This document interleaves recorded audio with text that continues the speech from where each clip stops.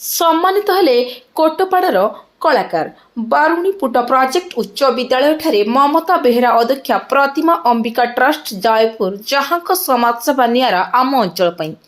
विभिन्न समय सामाजिक पारिवारिक पीड़ितों को न्याय दे अनेकों जीवन में पुणी थे हसर लहरी खेली आसुछंती। केवल सेतिकिरे सीमित नहीं, प्रतिमा अंबिका ट्रस्ट विभिन्न कला सामाजिक क्षेत्र में वृक्षरोपण में आम अंचल जो माने सुनाम आनिचंती परवर्ती समय को सेही मानकु पुरस्कृत करी आगकु जीवाकु सुजोग दियंती। एही अवसर में कोटपाड़ अंचल जाई भारत वर्षर विभिन्न अंचल में जादू कला परिवेषण गुणी गारेडी दूरे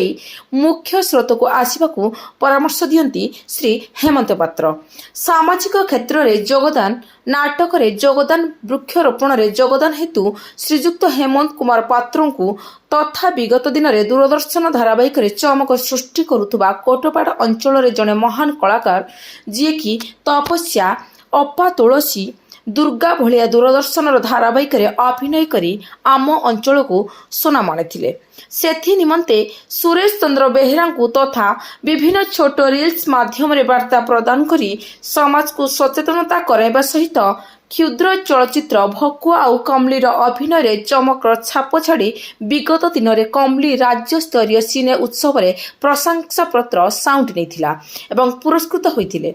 एथिरे अभिनय करिथिबा सरोज कुमार पटनायक को एवं श्रीजुक्त बालाजी नायक को उत्तम शिक्षादान सहित अभिनय द्वारा वार्ता प्रदान करी गुणी गारेडी ठारू दूरे रही स्वास्थ्य जत्न नेबाकू हेले लोकों को चिकित्सालय जीवाकू परामर्श देवा निमंते जादू कला आउ अभिनय निमंते ए सम्मान प्रदान कर जायछि एवं आगकू मध्य अभिभक्त कोरापुट जिलार लुकायित प्रतिभा को आगकू आनी सम्मानित कराजिबो बोली ट्रस्ट तरफरु कुआ जायछि।